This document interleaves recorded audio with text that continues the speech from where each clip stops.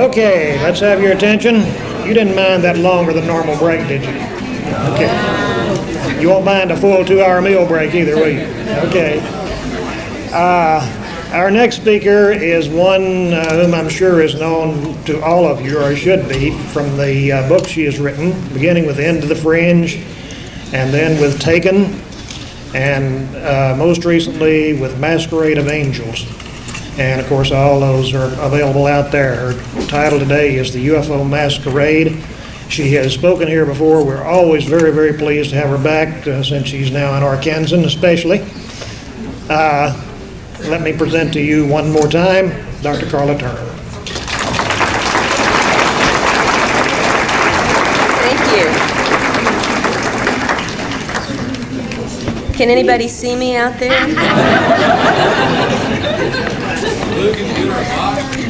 I need a Coke carton, somebody to stand on here. All right, how about sound? Are we okay on that? Well, before we get started, and someday my eyes will actually get used to this and I can see who you are out there, I just want to mention something. I haven't been able to sit in on many of the presentations so far because I've been working out front. And I don't know if anybody has made a big to-do yet over the fact that this is the 7th Ozark UFO Conference. Has everybody already celebrated that and I missed it?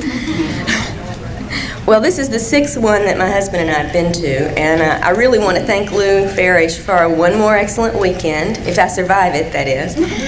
And, Lou really makes it feel very natural and effortless and so easy to be here, but I think Lou would agree with me that that's probably an illusion.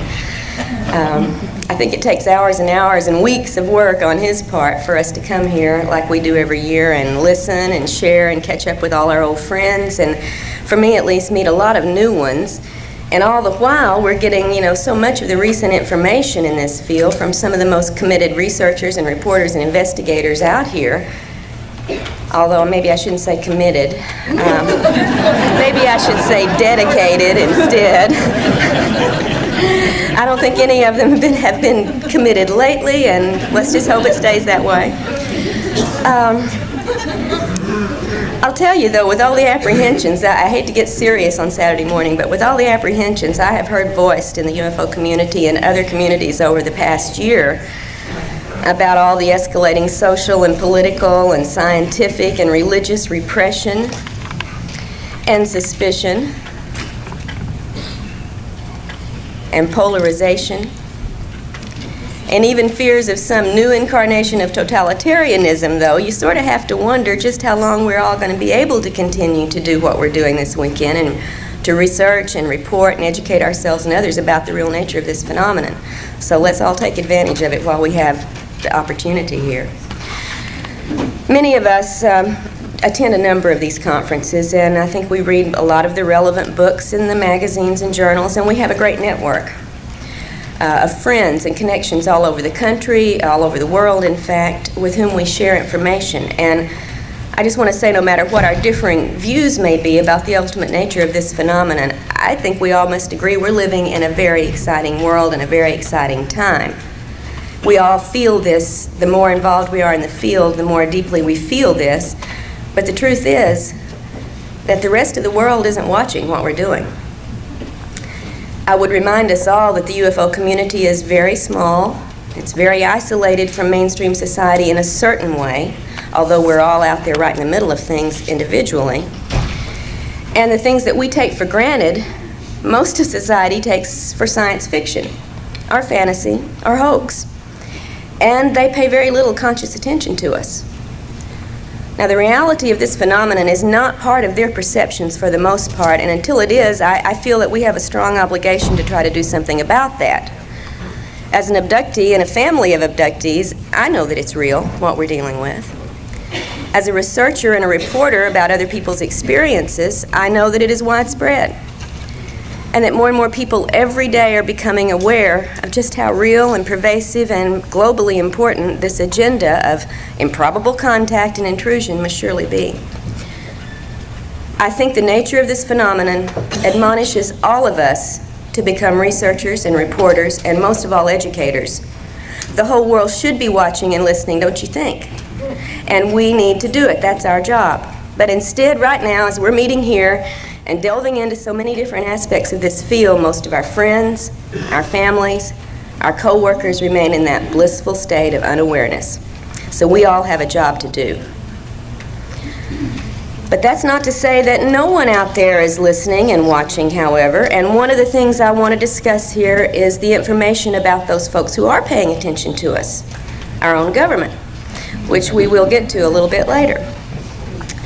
I'm going to be very limiting on the topics I discuss here because I could talk the rest of the day on the 2 books and the information that I've been fortunate enough to learn from the people with whom I've been doing this research, and I'm not going to do that to you. It's Saturday. If you were partying last night like I am, the sooner we get to the cartoon and get out of here, I think the more rested we'll be for the things coming up the rest of the day, and there's some extremely important talks going to be going on later. But I'm going to limit my talks today to just a few topics that I feel are crucial.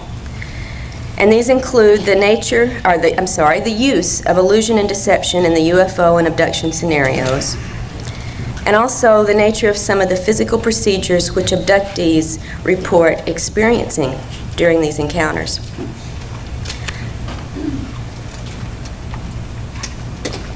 Since 1992, when my family's personal account was published in Into the Fringe, I've been engaged in 2 fairly lengthy investigations. And the results of this work we recently published in the books Taken, Inside the Alien Human Abduction Agenda, and Masquerade of Angels. And although Taken was published first, I'd actually been working with Ted Rice and Barbara Bartholick on the research that led to Masquerade quite a while before the work in Taken.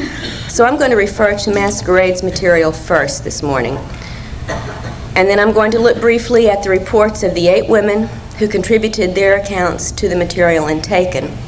And as I do so, I just want to point out again several important correlations to some of the things in the material from the women in Taken that had already turned up in the work that Barbara and I were doing with Ted Rice.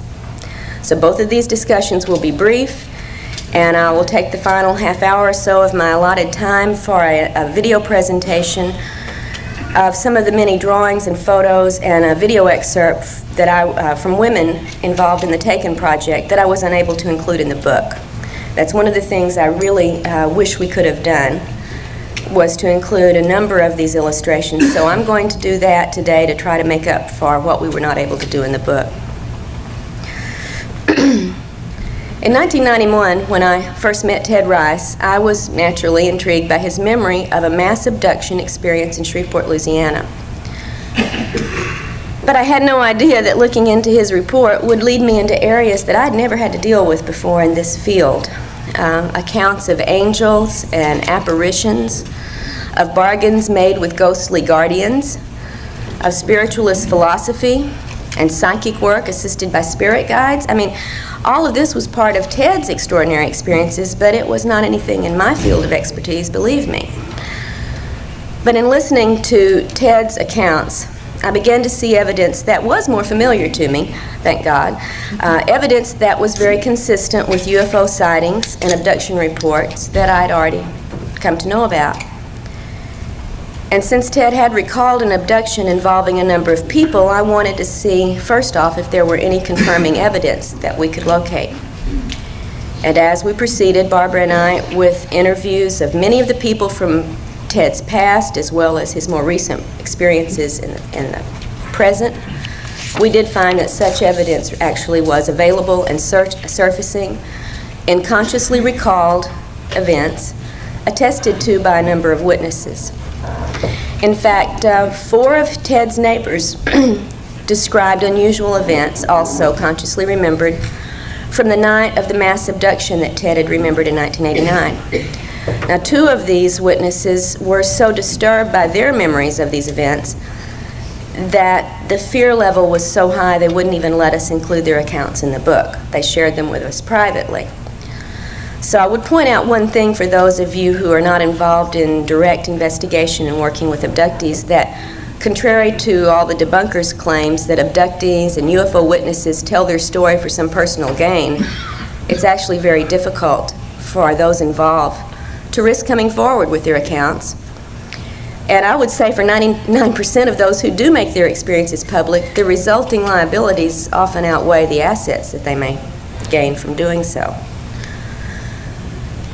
After thoroughly interviewing Ted about his conscious memories, we both felt that there were important gaps in several of these events that were worth investigating with hypnotic regression. And I'm not going to take time here today to argue the merits and the problems of regression work, but I will say that in my experience it's proven to be a very useful and manageable tool of research, and that without it I think we would be left to deal only with alien-controlled information which abductees are sent home with after their experiences. Now, it's important to note that at the time Ted began his work with Barbara and with me, he had been involved for most of his adult life in spiritualist work. An extraordinary series of encounters that he had in Sun Valley, Idaho, with a mysterious woman, beautiful and young, who called herself Maya, first introduced Ted to metaphysical matters and also made him aware of his own psychic abilities. I would remind you that Maya is the Hindu term for illusion, by the way, and that Maya also turns up in a number of other people's experiences, often in the guise of some Pleiadian star being. Ted, at the time of meeting his Maya, had no thoughts on these lines, no information about such things, and certainly took her simply to be the very mysterious, beautiful woman that he experienced. In the account in Masquerade of Angels, however, you will find that there was more mystery to Maya's presence there in Sun Valley than Ted had any idea of at the time he was engaged with her. Still, coming face to face with his own abilities through some of these encounters and time spent with Maya, Ted was very reluctant to pursue these ideas or this ability he apparently had. And it was several years later before circumstances propelled him into psychic training and his involvement with the spiritualist church. And when he did make the commitment to go forward with this work, Ted went forward full tilt. In fact, he was a co-founder of the church's first congregation in Georgia, and he began doing psychic readings, which he is still doing today. Ted was convinced that the metaphysical understanding he had found was of God, and that his work served God's higher purposes, as revealed to Ted by his spirit guides from the other side. But intermixed with Ted's paranormal events and psychic work were some startling encounters with apparently non-human entities, including, in 1989, of course, the abduction along with some of his neighbors. And at that point, Ted discovered that perhaps a different force had been intruding into his life for a number of years. And this was a force that his spirit guides had never bothered to mention, explain, and that his spiritualist training did not delve into either.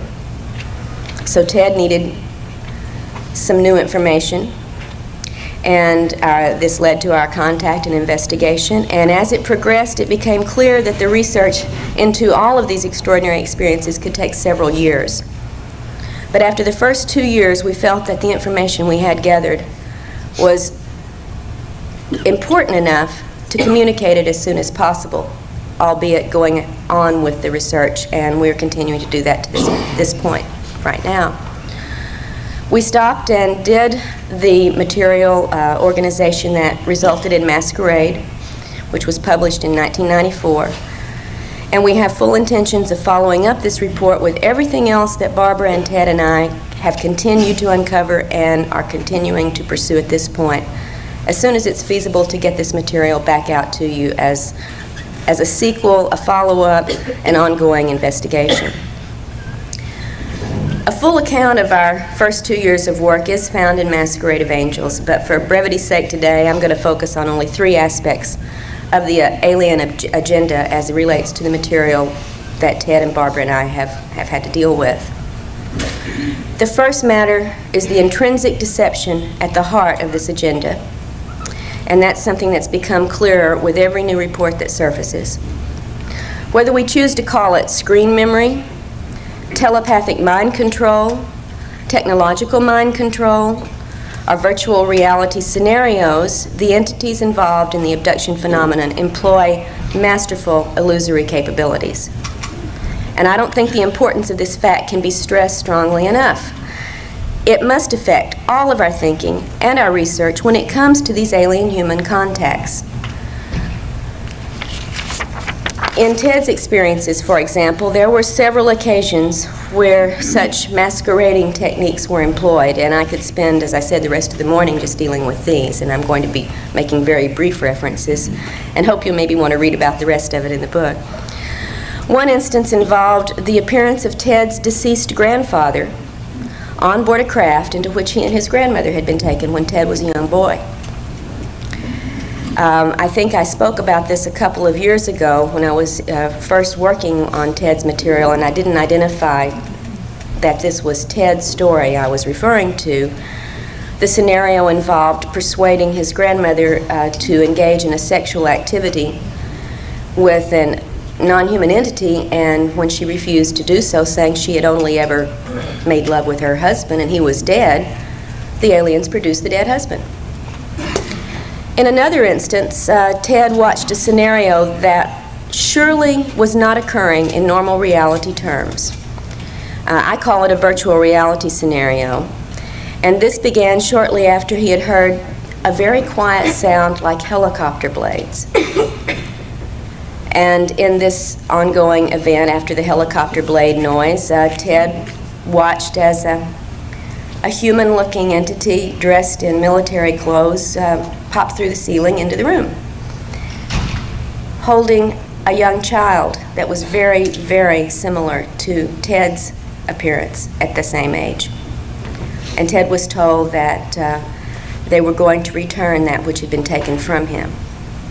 And an account of what followed from that, again, is in the book, and I won't take time to recite everything there to you, but the virtual reality event, there was certainly no human paratrooper popping through the ceiling carrying a young child in reality terms. But the illusion was quite as real as you and I here today. But perhaps the most illuminating of such events that we were able to investigate involved Ted and another woman, a woman who witnessed a third person, another woman, undergoing her own virtual reality episode, again marked at the onset by the sound of a helicopter. Now, some of you may be quick, as they say in the O.J. trial, to rush to get judgment on this and conclude that these events were generated by some terrestrial, governmental, or military covert mind control operation. After all, we've got helicopter blades out there. But it should be noted that only the targeted person in these events heard the helicopters, while others in the same house or same room did not.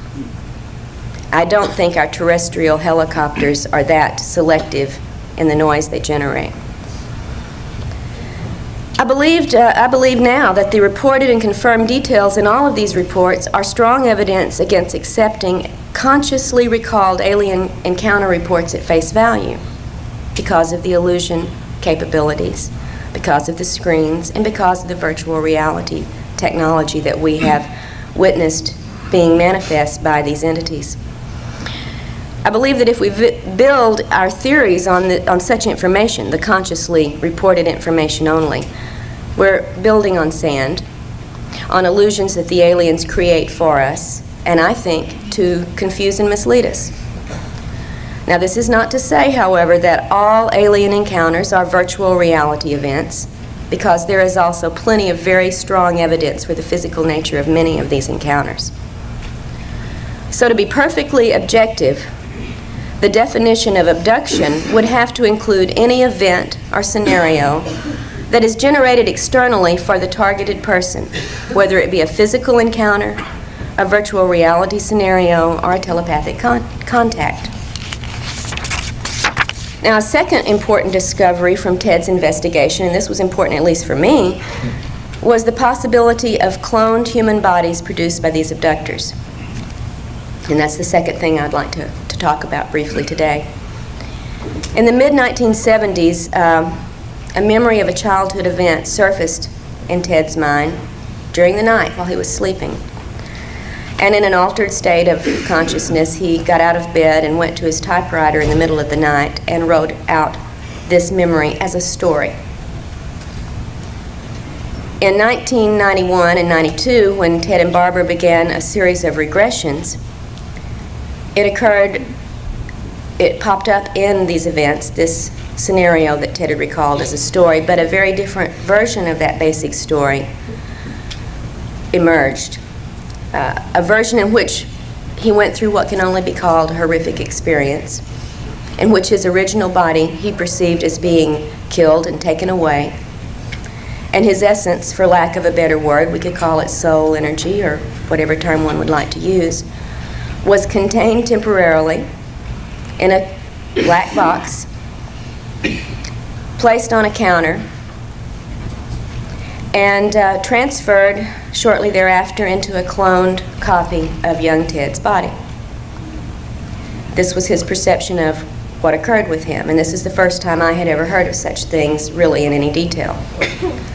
Now, when we made our external investigation, interviewing people who were part of Ted's family and friends at the times many of these things occurred, several pieces of corroborating items did come out, all of which I tried to present fully in the book, but just briefly, one of the most telling, for me at least, was interviewing Ted's mother. And at the time that Ted recalled being transferred into a different body, his mother recalled the suffering he went through for weeks afterwards, feeling that his body was on fire, having to soak him repeatedly in ice water, trying to bring him some comfort, and noting that the childhood diseases that Ted had had before the cloning recurred afterwards. Excuse me. The third point that I want to correlate with information from subsequent investigations in the accounts in Taken concerns the possible involvement of human, apparently military, personnel with certain abductees. Now, if nothing else, this involvement of some authoritative agency within our government should tell us that our decision-making powers that be, the structure that pretty much controls how we deal with this phenomenon as well as with everything else going on in our society, takes this phenomenon very seriously. I would guess that most of you here have already learned about the many hard pieces of evidence that do reveal the government's knowledge of and involvement with the UFO question.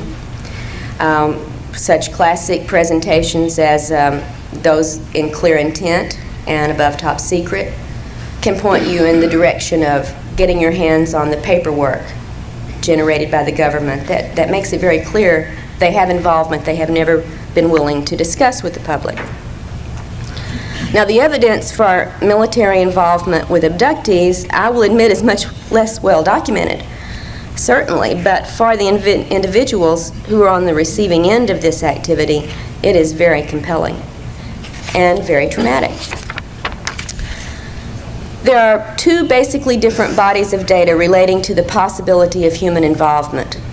Now, the first body of data includes such external things as phone taps, mail interference, unidentified human agents who photograph the homes of abductees, photograph abductees themselves and follow them, sometimes even breaking into their homes, making threatening phone calls, apparently able to make certain medical records disappear, also alleged alien artifacts disappear, and it goes all the way to the extent of direct confrontations between the military personnel and certain abductees.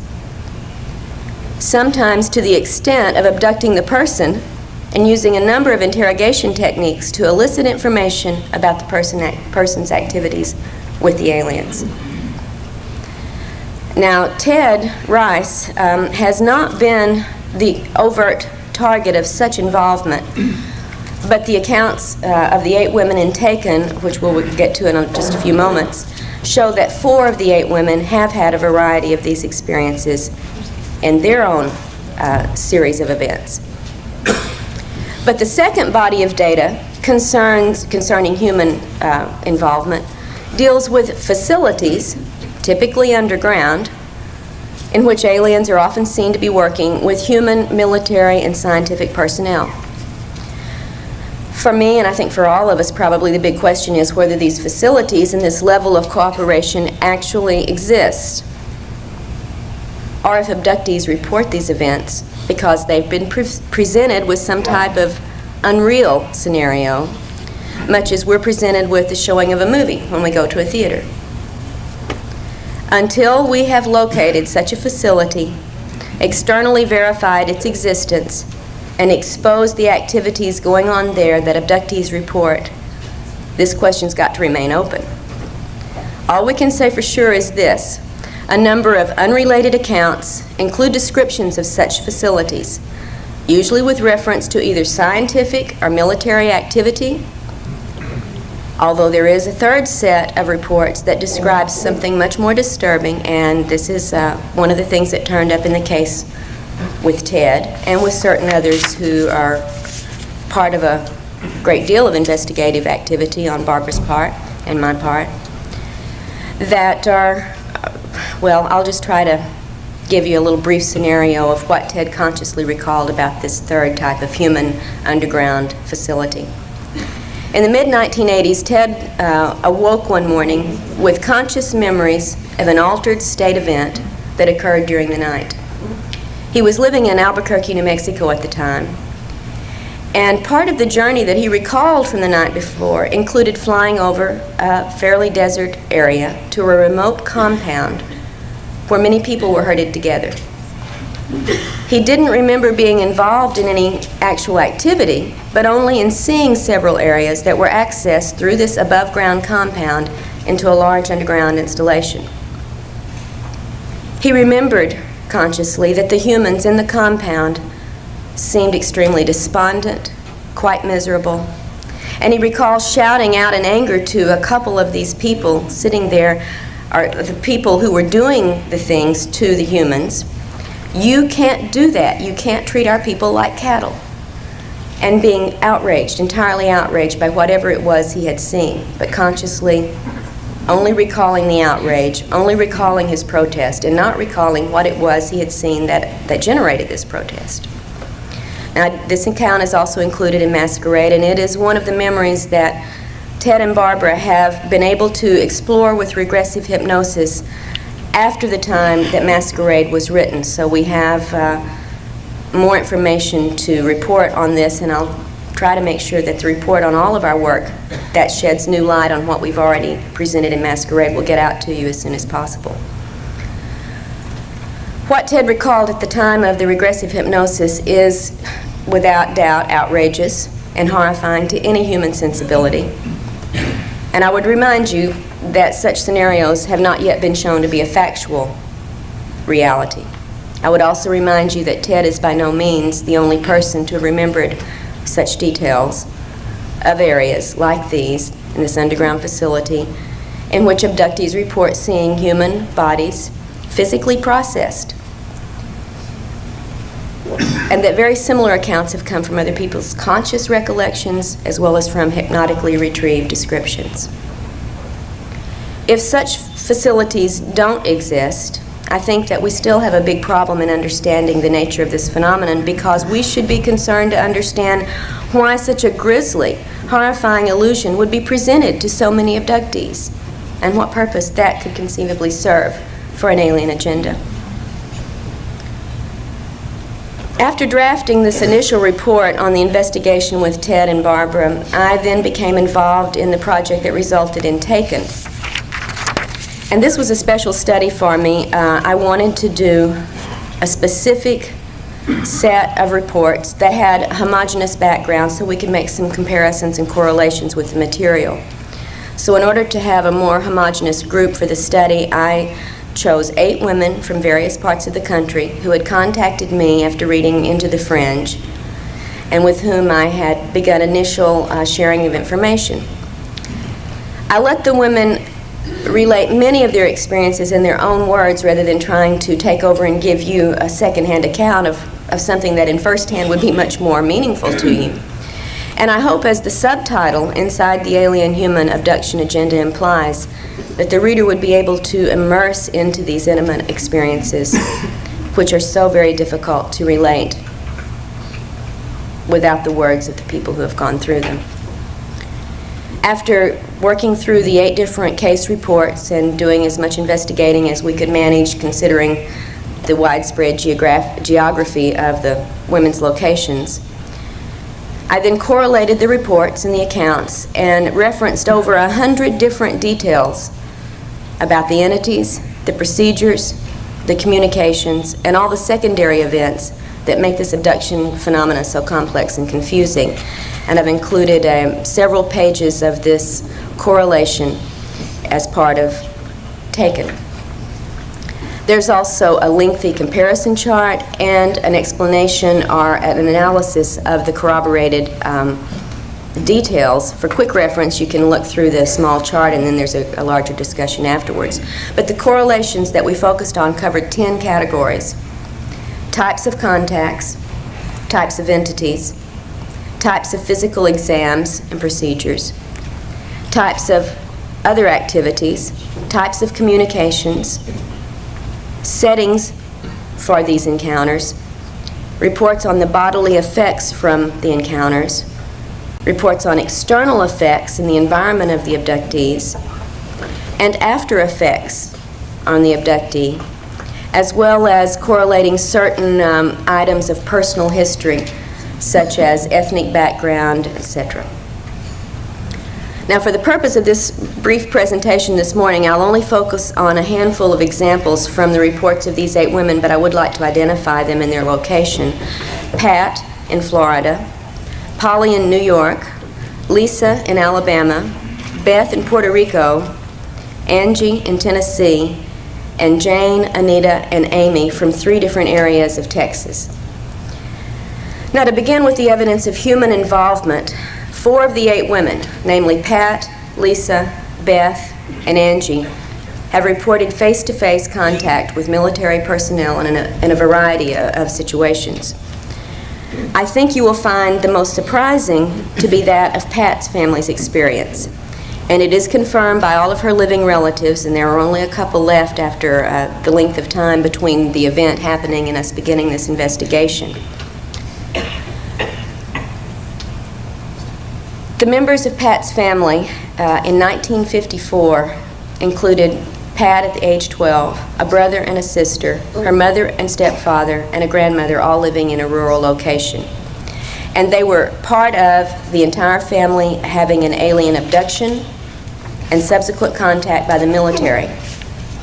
One day after the event in 1954, in which alien entities took the family members on board a landed craft in the backyard of their farm in Indiana and carried out certain physical procedures, one day after this happened, Pat and her siblings that are still alive report that a contingency of men in military uniforms and military vehicles arrived at their farm, sequestered the entire family for several days.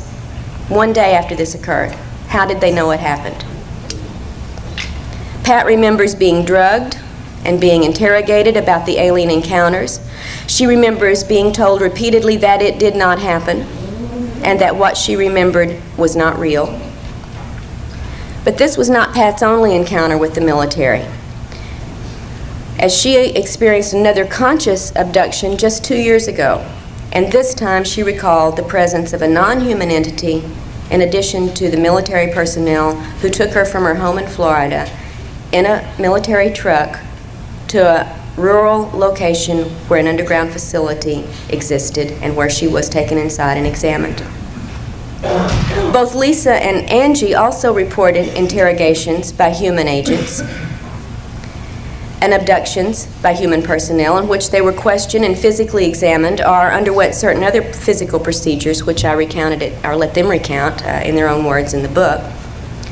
Beth, who's in Puerto Rico, also recalled an abduction by human agents. And a 5th woman, Amy, remembered an altered state scenario in which there were both alien and human-looking people present in an underground installation. Although, as she says in Taken, there were reasons to doubt the strictly human nature of some of the men she did encounter there. They looked perfectly human, she said, except for their eyes, which had the vertical slits.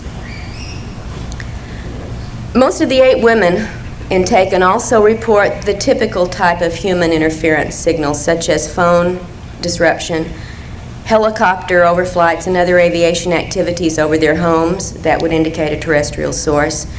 And I've even witnessed on one such occasion, while talking on the phone with Angie, an interruption and a comment by the human who was monitoring our phone conversation. As Angie and I were discussing on the phone a statement made by one of the humanoid-looking aliens in one of her recent experiences. She asked me if I thought the alien statement that their origin was somewhere in the area of Cassiopeia was a possibility. What did I think about that? And as we discussed this, a completely human male voice intruded into our phone conversation after a little electronic zipping noise and said, quote, "There's a lot of them out there and we know where they come from." And then he zipped off the line, and that was, So, it's not all secondhand information that I'm reporting. We do have occasions to witness this ourselves. There's also a number of reports from the women that indicate a variety of illusory scenarios, one of the points I wanted to stress today, sometimes involving sexual situations, sometimes involving prophetic dreams or visions, and sometimes clearly screened memories of real encounters that left them with false recollections rather than with the real details of these events. I'd like to use my remaining time to discuss the nature of the physical procedures, however, reported by many of these women, and these women are very typical and representative cases for so much of the material reported that never gets to you or to me because it's kept very private and very confidential. Because I think we need to be aware of just how physically oriented so much of the abduction agenda really is. In addition to the bodily effects you're already probably familiar with, including rashes, hair loss, eye problems, nausea, and for women especially gynecological problems and irregularities, the greatest area of concern, in my thinking, is that of the implants, the devices that several of the women, like so many other abductees around the planet, describe as being inserted into their bodies. I think the most intriguing information that I report in Taken, and that in fact I've come across in all of this work, has come from Amy's account of this altered state scenario I referred to briefly, where she was taken to an underground installation. She felt this was what she perceived. And I would remind you as I go through this brief presentation that in every encounter, the human's state of consciousness is externally altered and controlled in every encounter. And knowing the virtual reality capabilities and the screen abilities, we need to remember not to take everything as being the gospel truth that people come away remembering.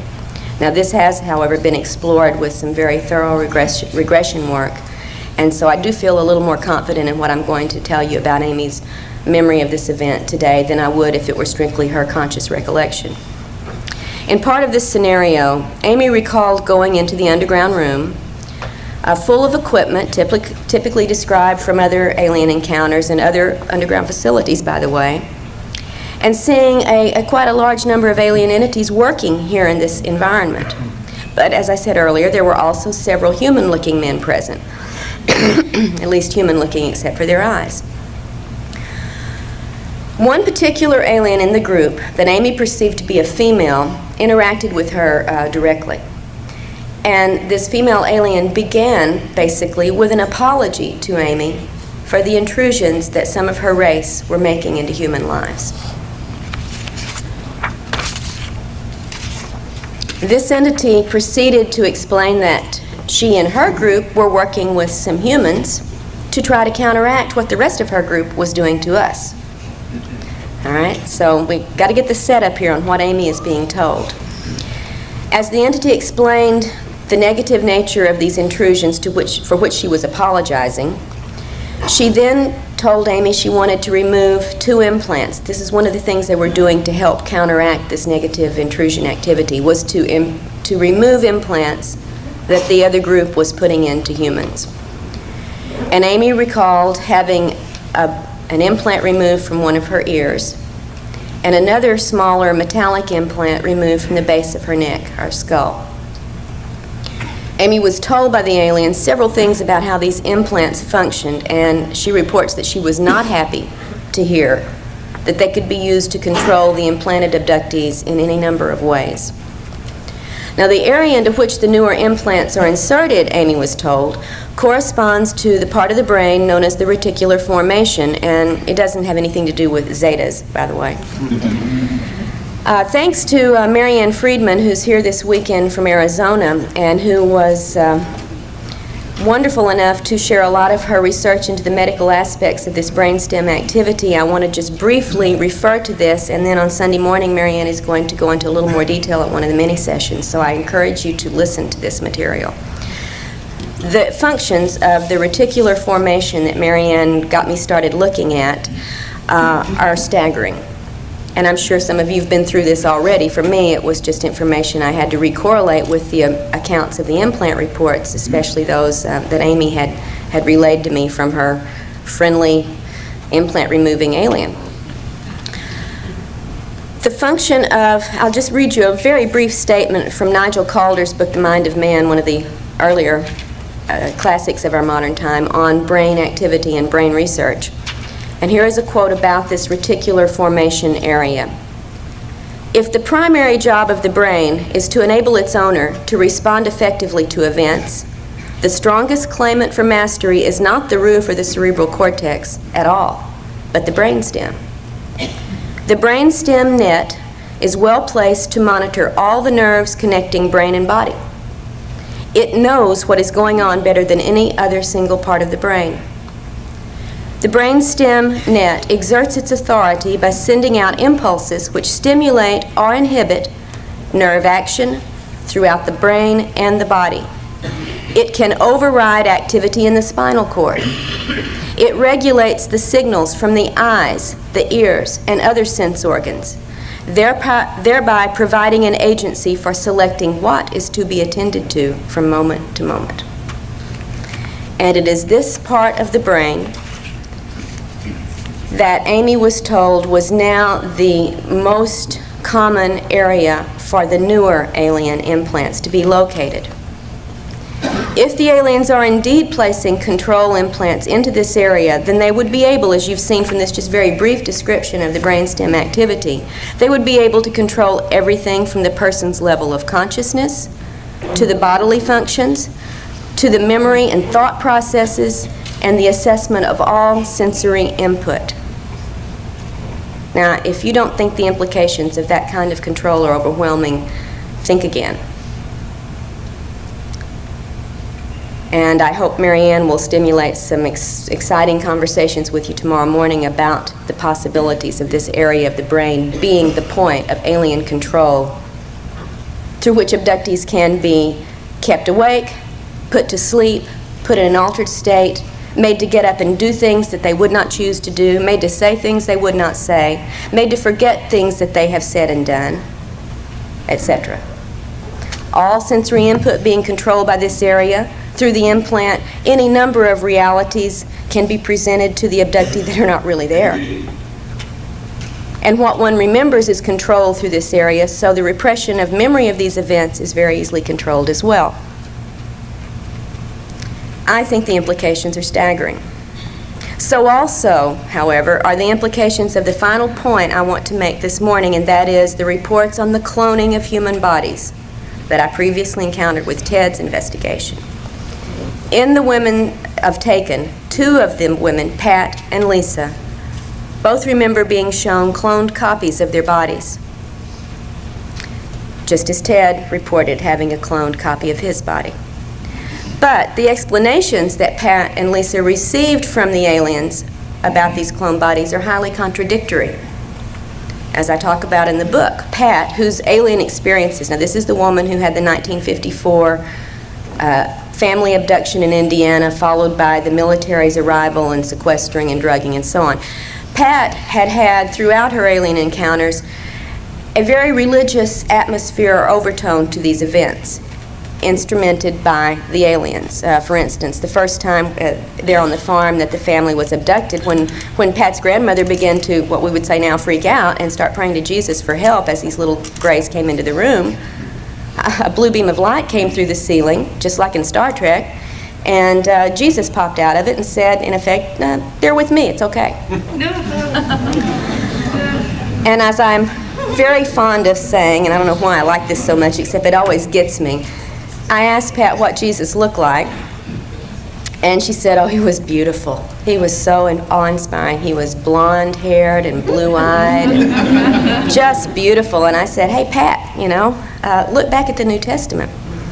I don't think that's what Jesus probably looked like, historically speaking. And it went right over Pat's head, and she said, with tears of joy in her eyes, well, this one did. They knew how to push Pat's buttons. She was a very religious person. She was also told essentially that the aliens there with her were angels, and that their job was to prepare new bodies, as mentioned in the Bible, for the coming return of Jesus and the resurrection. When Jesus comes down with the legion of spacecraft to carry out this changeover, well, it's the aliens who are in charge of providing those new bodies.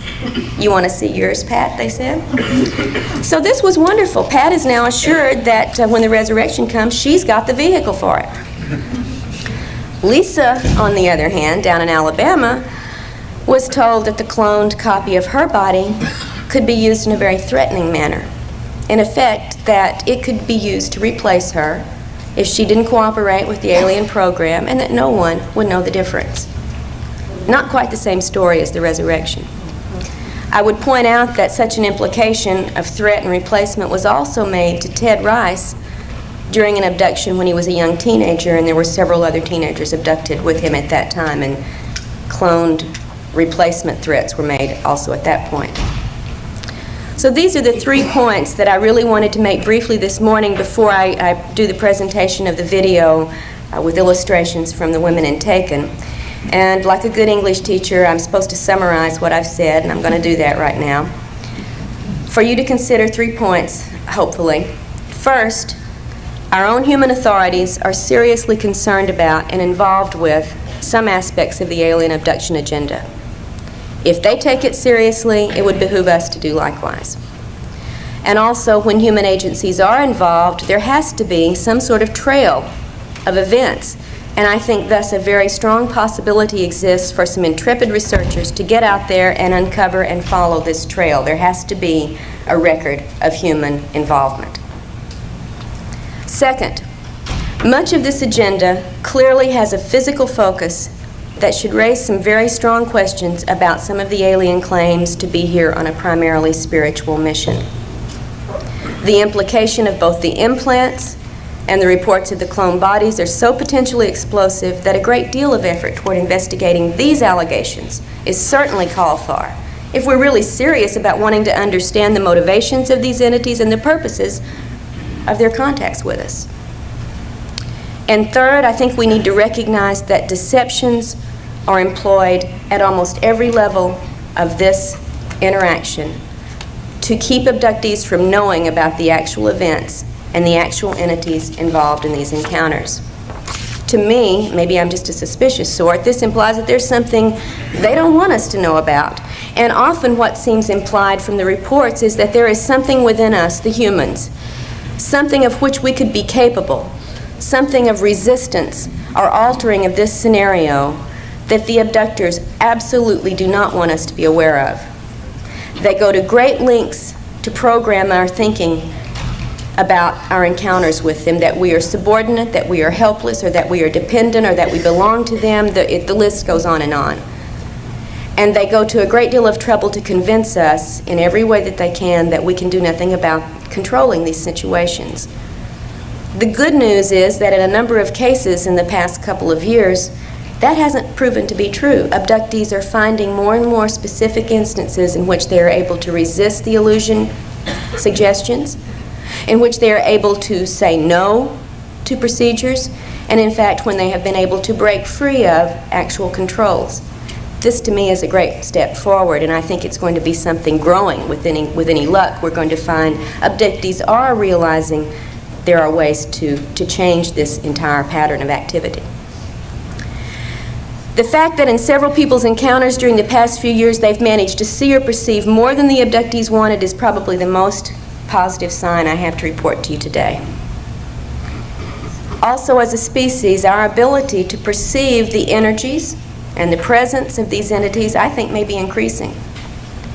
Maybe it's thanks to a number of possible influences. I'm not really trying to make a claim for where this increased perceptive ability may be coming from, but I think it's probably part of the accounting for the massive awakening to this phenomenon that you and I and our generation has witnessed, especially in the last decade.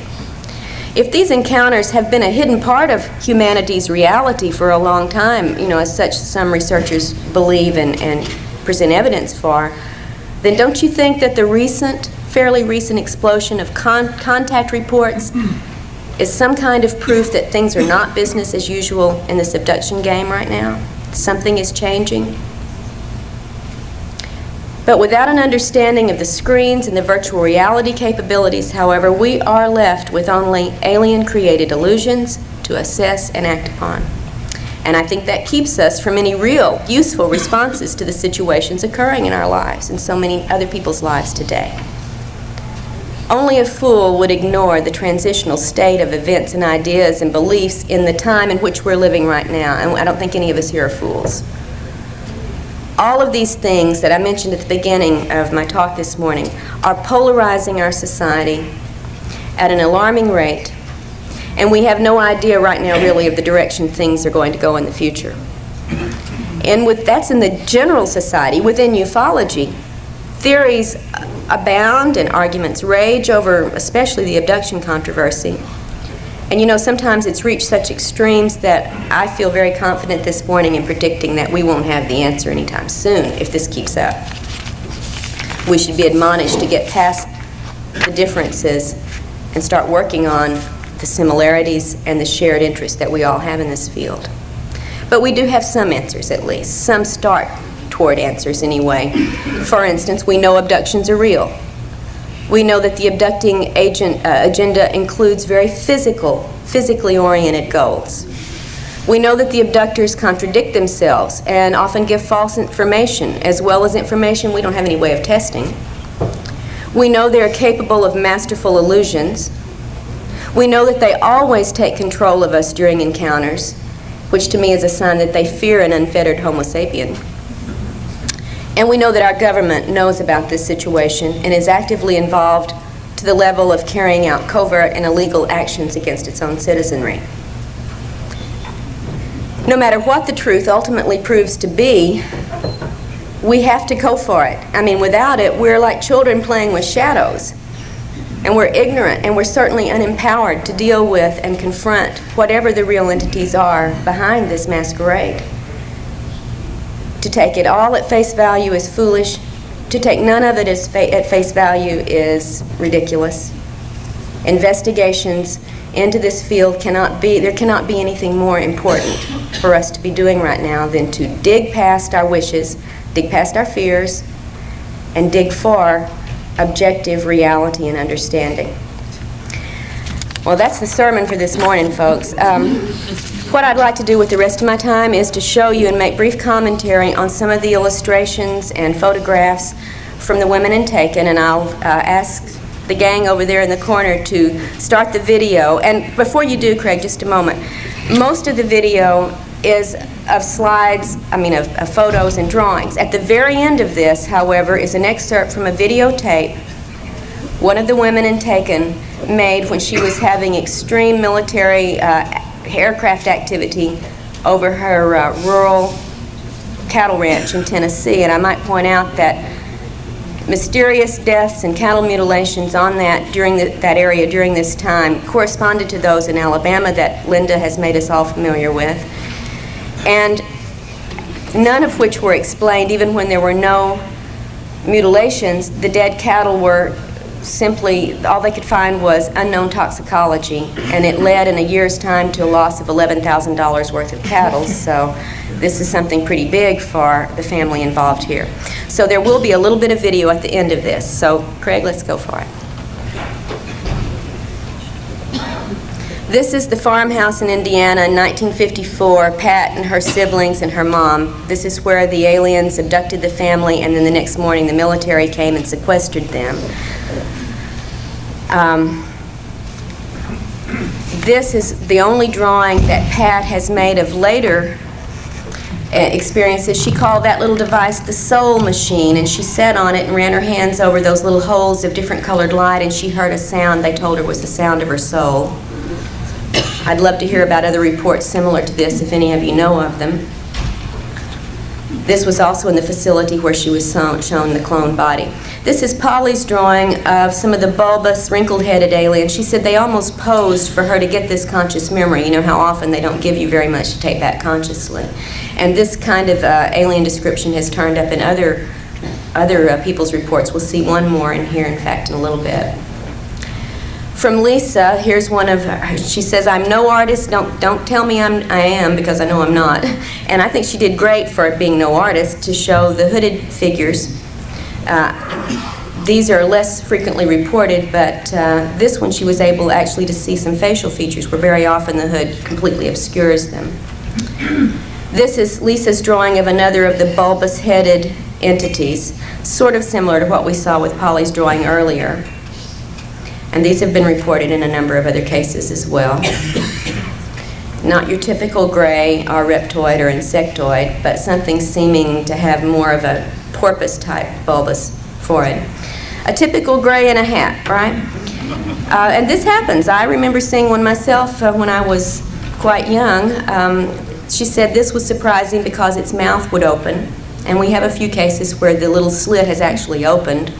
So just one of Lisa's representations. This one, she says, is very similar to a figure in Linda Howe's latest book with the flat, ridged nose area. This entity, she's not real fond of at all, was involved in what she said was one of the rape scenarios she was put through. Let's see what's coming up next. Lisa's drawing of the reptilian entity that was very aggressive sexually with her as well. And again, she says, please remember, she's no artist, but it was a brown, scaly, hard exterior with the slit eyes, vertically slit eyes, and clawed appendages or fingers. And a very robust entity.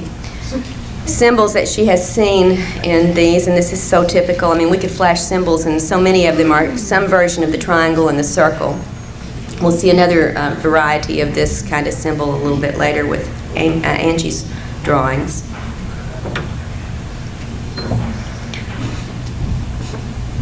From Anita in Texas, this is a drawing of what she called the tan ones, and she makes a very big distinction between the tans and the grays. She said the grays could care less about us. They're very official or impersonal, but the tans seem to go to a great deal of trouble to make her want to love them and to elicit love from her. She remembered at one point patting it on the face and saying, too bad it's not real. This is the drawing from Anita's granddaughter who lives with her of what she said were the mushroom men who had come into her room one night. These, however, she said were no more than maybe 1.5 feet, 2 feet tall. You note the drawing details that she has included in 4 fingers and so on. Here's Beth's drawing in Puerto Rico of one of the doctors on board who dealt with her and her entire family in 1978 when they had a massive abduction. Jorge Martinez investigated a lot of this case, but it's only been reported in Spanish so far, so, except for what we haven't taken. Widow peak hairline, very typical reported humanoids. When Beth recalled being taken by the military to a desert area where there was an above-ground compound area, much like what Ted described, being then taken again underground through this adobe or old type structure into a room with military, where she said 2 men in astronaut suits made a presentation here in this underground room to her and a number of other military people who had her there. And she was there not by invitation but by duress. So very similar to what Ted had remembered from the mid-'80s event in Albuquerque. We don't know where these facilities might be, but you know, Kirtland's not that far away. One of Jane, also one of the women in Taken from Texas, one of the photographs of a UFO, Jane's entire scenario began with a number of overflights of UFOs witnessed by neighbors and relatives, and she was instructed on this day to clean her camera, get new film, and go out. They were going to be there. And this is one of the shots. Some of the body marks that we've talked about so many times, the triangle of punctures on Jane's arm, are typical of what most of us have had recurrently.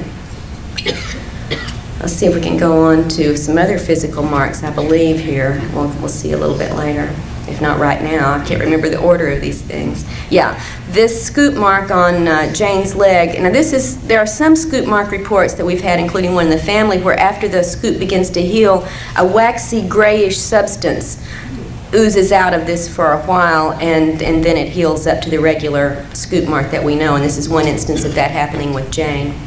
Jane's drawing of a memory of being before this council of long-haired, light entities. She cannot recall what they were telling her, however, but this was the best she could do to capture the feel of these faceless entities. And again, this is often a similar situation reported by other people, including one other in the book taken, Amy. An unusual scenario, Jane recalled only snatches of an encounter in which she saw robed aliens at work in one of the facilities, and she heard them listing certain places in the Texas, Louisiana area by name, certain towns and locations, and then the words activate, activate, activate. The little black box, the memory of the faces, seeing her feet as she's being carried out of here, all just very partial glimpses from an event in Jane's recollections. And the little black box is very similar to the box used in Ted's cloning soul transfer event. And you notice these weird black tubes coming out. We're going to see that later in other drawings.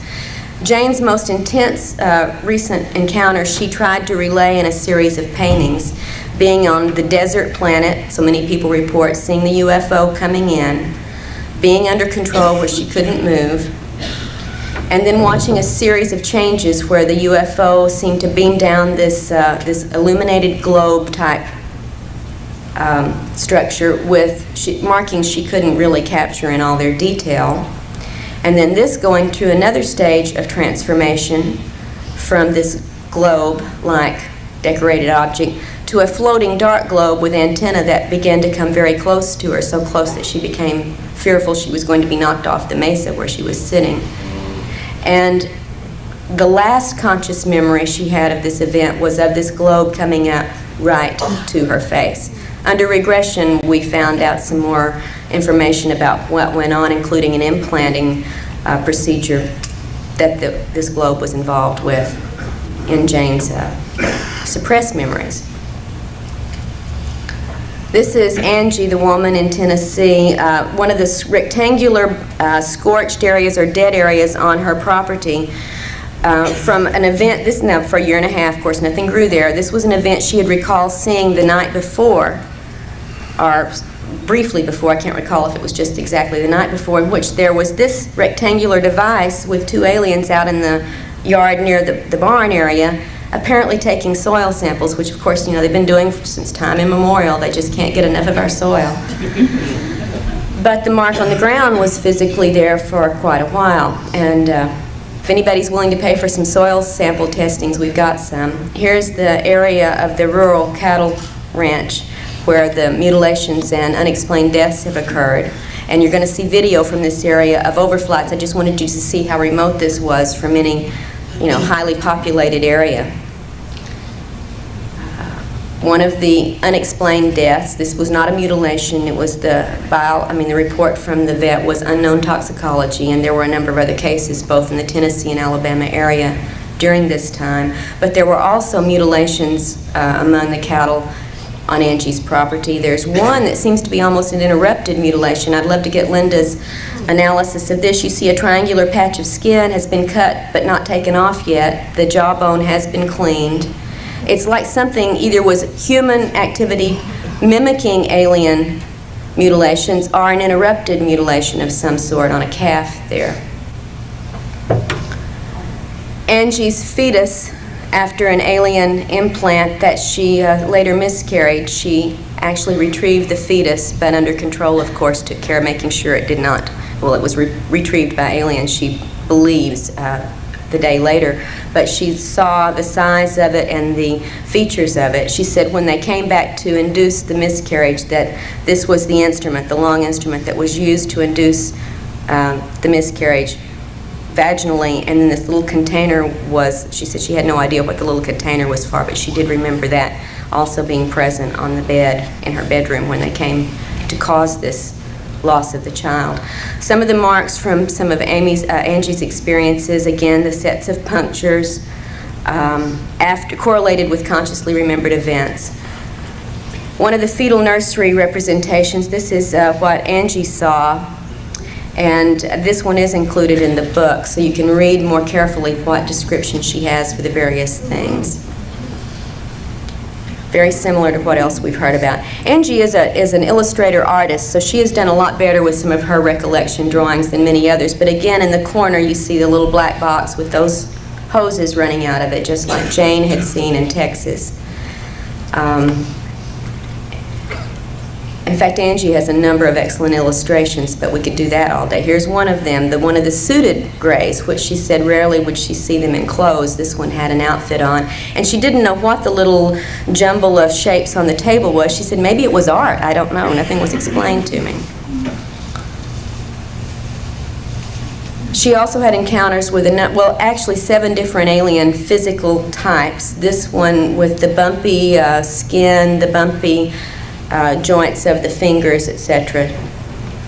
And some of the aliens with which she had contact were completely human-looking, although they didn't act human, they did look human, notably brown-haired and blonde-haired humans. Here's one of the brown-haired woman and man, and he's got some equipment. We can't really see it very clearly here, as if he's scanning, I don't know, the air or something, taking readings of some sort, and the woman escorted Angie into back to the craft for her encounter later on. This was just out on her property. This one, both Angie and her husband recalled the little troll-like or dwarf-like entities coming into the room, and in fact it was her husband who was taken away in this encounter. And they both remembered all of this consciously. And these troll or dwarf-like entities turn up, as you'll see in the correlated chart of comparisons there in the book, with more than just Angie in the book, and with a lot of other people too. Again, we see one of the emblems. We've got the triangles. I think they show up almost every time unless we have the serpent showing up. She said this was on a belt that one of the entities was wearing.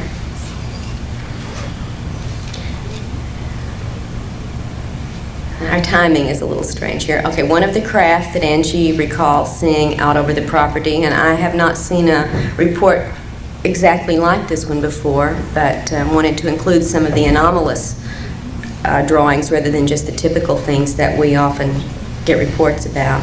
Another one over the area, and that's the bottom view of it. It seemed like a fiery or molten-y area, very similar to what's reported in the bottom of the Gulf Breeze crown-type craft.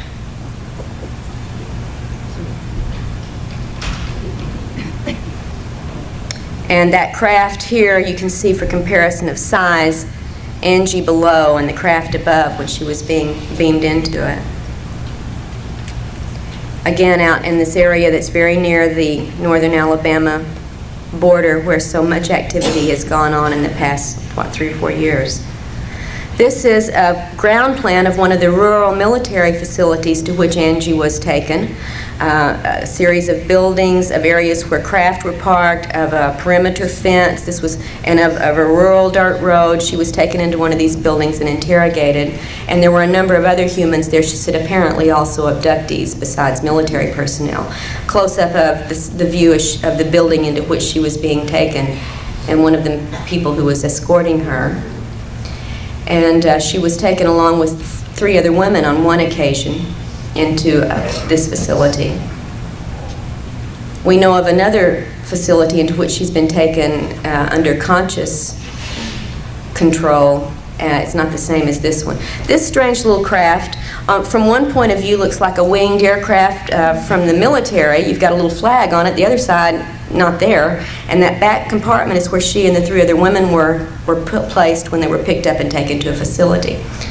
In one of the underground places that Angie recalls seeing was what she called the upturned helicopter, or the rotorless helicopter. And again, we have gotten reports from around the country over the, through the past of similar copter-type devices that apparently are not copters.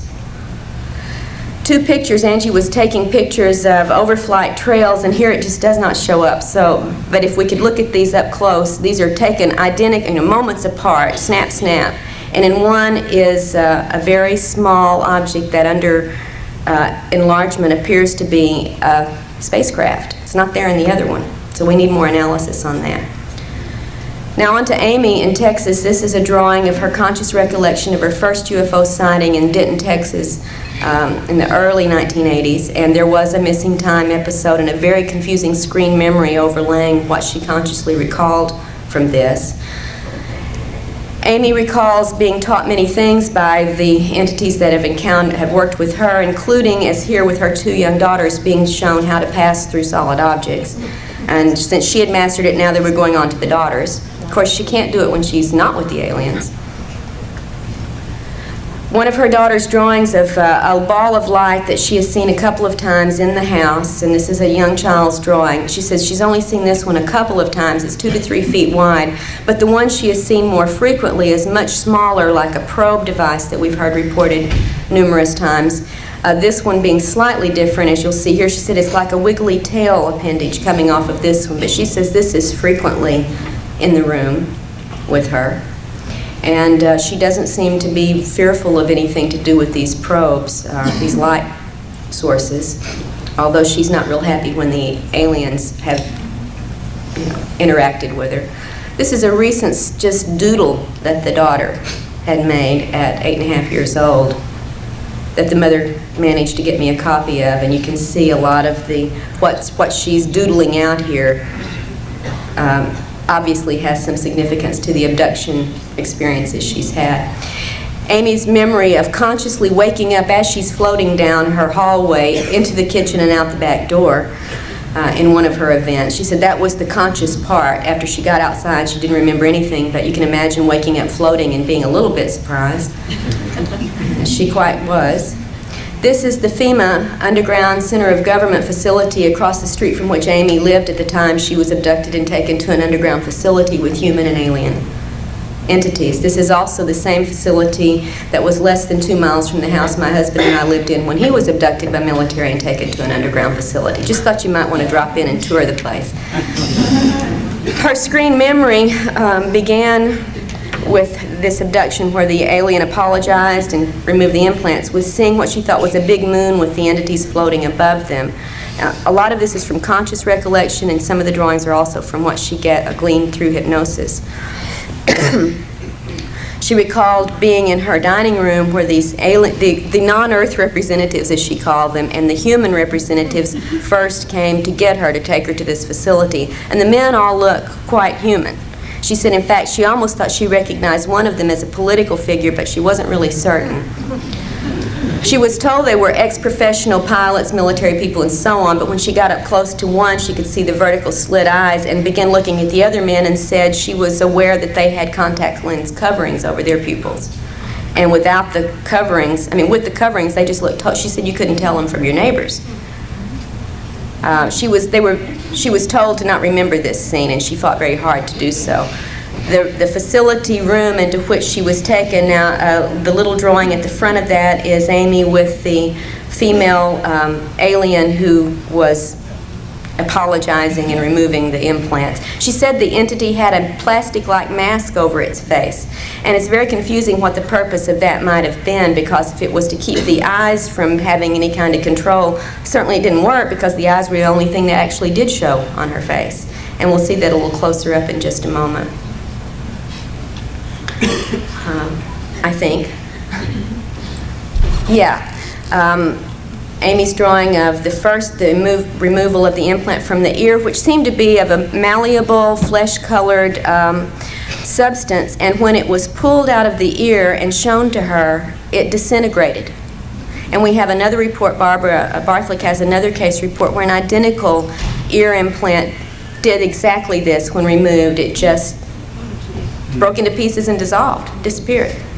But she said when she looked at it before it changed, she could see what were embedded in it, like finely placed little wires or filaments that were in this biological-looking or flexible-looking material that was very flesh-colored. Then the removal of the implant from the base of her neck. And there is still a little white circle from where that occurred. At this point, there was nothing on that we had evidence of from the ear removal. This implant was more typical of some others we've seen on drawings and x-rays, metallic filament rod with little filaments on the end. She shows here, as we talked about earlier, where the implants are. The old implants were being placed, and the new ones, she's told, are going into the spine, the brainstem area. And the alien told her about some of the newer implants. Now, this is the drawings of first the instrument used to remove them, the little biologically flexible-looking ear implant, the spot on the back of her neck, and the implant that was taken out of that spot, the rod with little filaments on the end. And this is also in the book, one of the illustrations we were able to include. She said that she was told newer implants are being placed through an area behind and slightly below the ear and into the base stem of the brain area and the medulla oblongata. She said they look like little tiny metallic Tic Tacs, and that the alien told her these were the new ones. She remembered getting the close-up, eyes-to-eyes things and having information imparted to her about the nature of the implants. Consciously, she did not remember much about it, but she did remember she was very unhappy about what she was told. And under regression, she retrieved more specifics of these controls, which do match up with the reticular formation area. A more recent daytime sighting right over the Dallas-Fort Worth airport at noon when she was out on lunch break, she said was so amazing because she saw what first looked like 4 UFOs flying in a formation. As they got closer, they looked like airplanes, again in formation, and then as they kept flying, the airplanes lined up and became a solid circular object. One of the nonsense marks, and we certainly get a lot of these, this one happens to be on Amy, marks on the body that are not punctures, not claw marks, not burns, not cuts, they're just designs. And these turn up from time to time, and this one we just were able to get a good photo of. And finally, Amy's drawing of some of the helicopter harassment that has plagued her and her family ever since she made contact with me and began working on exploring her case. And of course, many of us, including our family, have had this over and over and over. Amy's had a lot with the helicopters. Angie's had a lot with numerous military flights. So give a listen.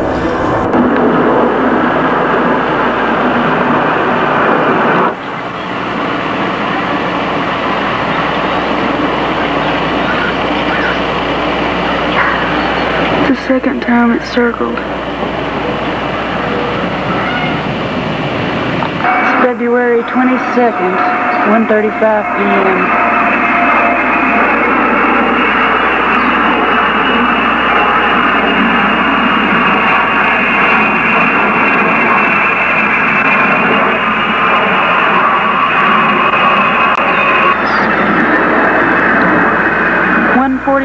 p.m., February 22nd. 10 minutes later, it's back circling. On the original, you can see some strange antenna display on these that don't show up as we've made the generation down copies. Second, 2 p.m. 15 minutes later, it's back.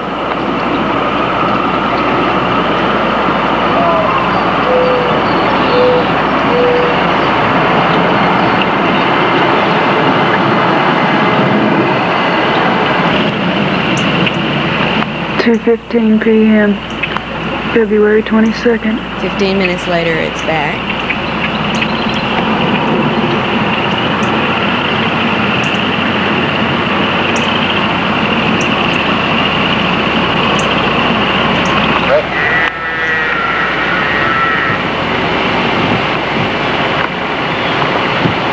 Notice this tight What could have uprooted a tree that big is beyond me.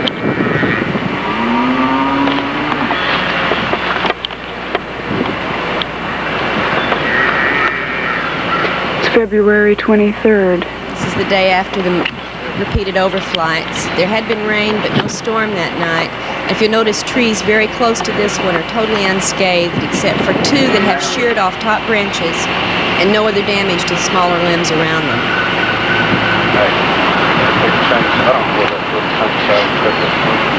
Perhaps it's just coincidental, but it was the day following all of this activity, so she wanted to include it in case there was a relevance. You can see there was living wood. It was not a dead tree, albeit this would make you think so. We have samples from the tree, and it was still alive at the time this occurred.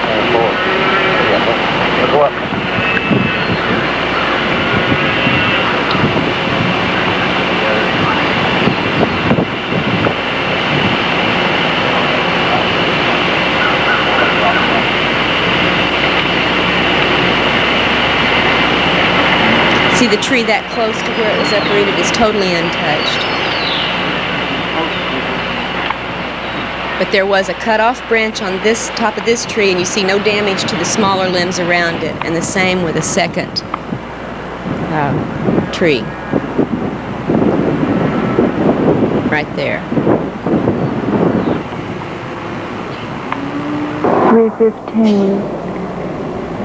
February 26th. It's 3 days later she begins to have other activity, and this goes on intensely for about a 2-week period. It's just a little of what she captured.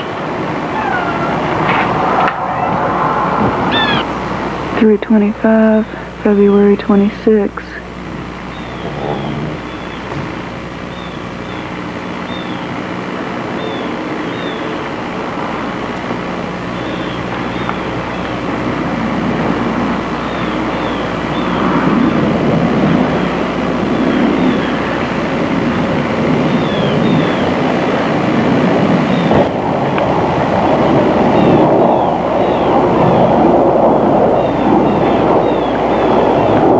Third time it's circled.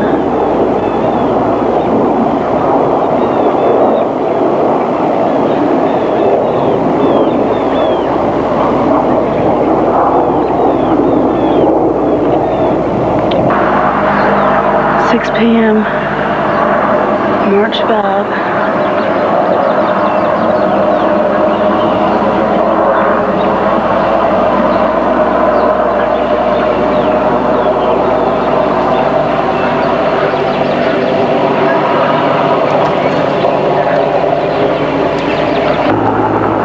6:50 p.m. March 5.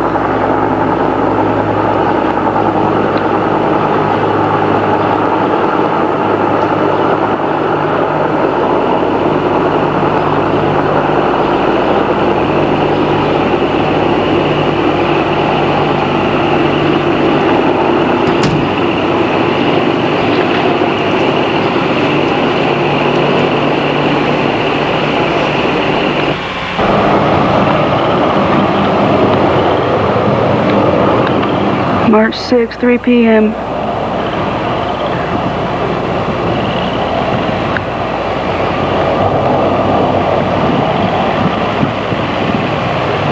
That's one of those crane helicopters with the crooked tail.